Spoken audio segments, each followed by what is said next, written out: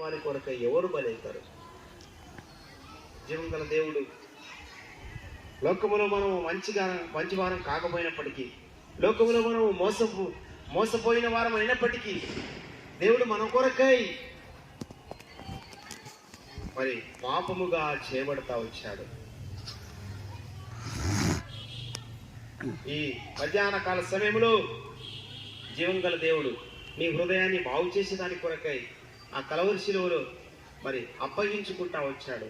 పాపలను రక్షించుటకు క్రీస్తు యేసు ఈ లోకమునకు వచ్చినడు ఈ లోకానికి హృదయాన్ని మరి భయంకరమైన పరిస్థితి నుండి తప్పించేదాని కొరకై ఆయన మరి మానవాళ్ళందరి కొరకై వెలుపట అనగా ఆ యొక్క కలవరి శిలువలో భయంకరమైన నరక వేదన అనుభవిస్తూ వచ్చాడు.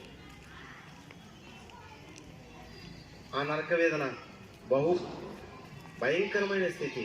ఆయన అతిక్రమ క్రియలను బట్టి గాయపరచబడతా వచ్చాడు.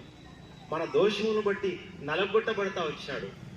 కారణం ఏంటంటే నీ హృదయాన్ని శుద్ధి చేసేదాని కొరకై యేసు రక్తం ప్రతి పాపము నుండి మనను పవిత్రులుగా చేయను.